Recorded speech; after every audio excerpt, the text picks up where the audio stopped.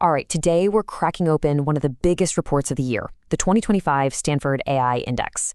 And look, this isn't some sci-fi story about what might happen one day. This is all about what's happening right now, today, and how it's changing, well, pretty much everything. So let's get into it. So you hear the hype constantly, right? AI this, AI that. But let's cut through the noise and look at the real numbers. Just how fast is this stuff actually improving? Are we talking a slow and steady climb? Or is it something way more dramatic?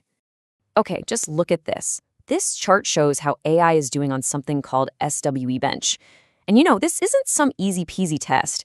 It's designed to see if AI can solve really tough, real-world coding problems that human engineers face.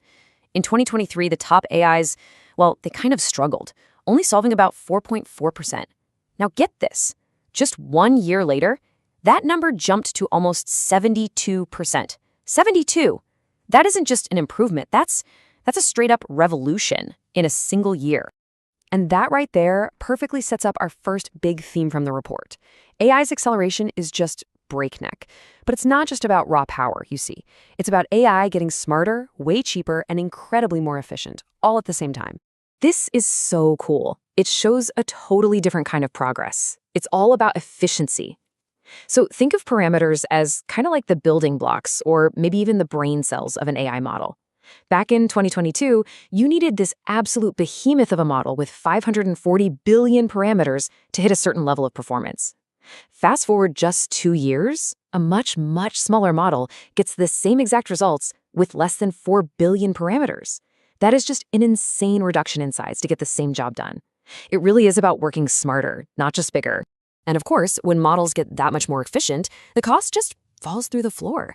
The report found that the price to use a top-tier AI model dropped by over 280 times in just a year and a half. I mean, let that sink in. 280 times. This is a huge deal because it's basically democratizing this incredible power.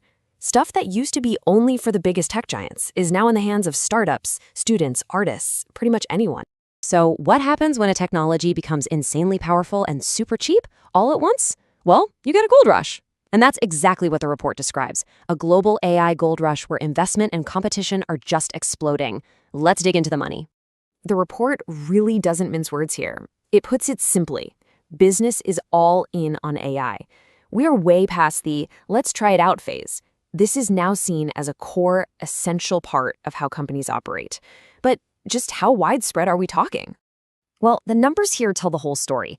In 2023, you had about 55% of organizations saying they use AI. A year later, that jumps to 78%. That's a huge leap. It shows this isn't a slow trickle, it's a flood. AI is being woven into the very fabric of how businesses work, and it's happening fast. So where is the money flowing from? Well, right now, the U.S. is just in a league of its own when it comes to private investment. We're talking over $109 billion in 2024 alone. I mean, just to put that in perspective, that's almost 12 times what China invested, and way more than that for the UK.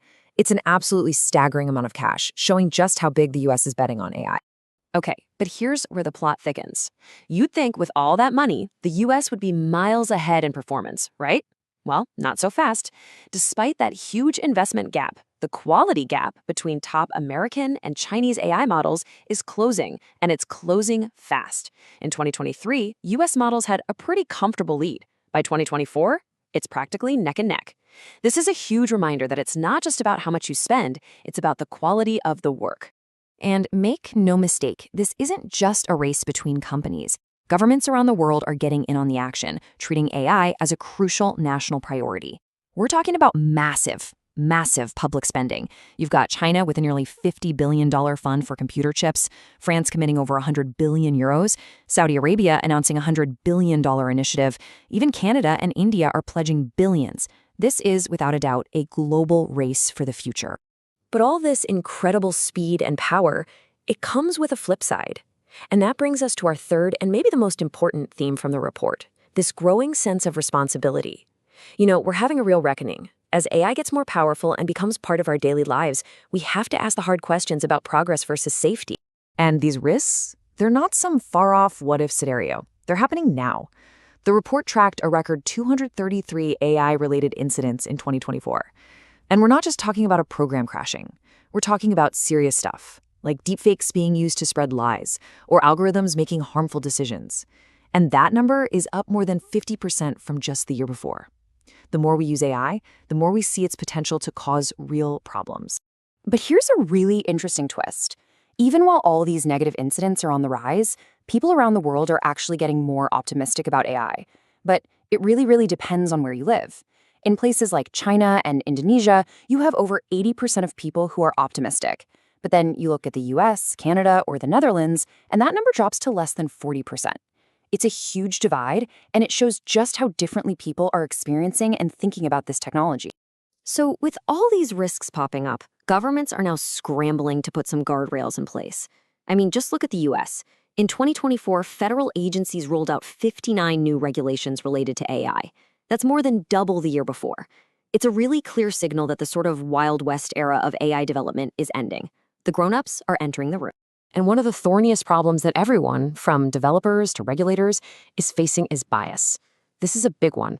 The report makes it crystal clear. Even when the creators try their best to train these models to be unbiased, they still pick up on and repeat our own societal biases. They might link certain jobs to men or women, or associate negative ideas with specific groups. It's a really deep-seated issue that we haven't figured out how to solve with technology alone. So when you put all these pieces together, what's the big picture? Well, the report paints a really vivid image of the world we're building right now. It's a new frontier, for sure, one that's more powerful than anything we've seen, but also one that's getting really crowded and really competitive. I think this quote from the report just sums it up perfectly. The frontier is getting more competitive and a lot more crowded. And what that means is the gap between the absolute best AI model and, say, the 10th best is shrinking like crazy. It used to be just a few big names at the top. Now it's a full-on race with tons of players. And interestingly, almost all the major new models, like 90% of them, are coming from companies, not from universities anymore. So what's the one big thing to take away from all this? I think it's that the entire conversation around AI has changed. It's not a what-if story anymore. It's a what-now story. The tech is moving at lightning speed, the money is flowing like a river, and the impacts on our society, both the amazing and the worrying, are here today. So the real question for all of us is, now that this unbelievable power is getting cheaper and into more hands every single day, how are we going to shape it?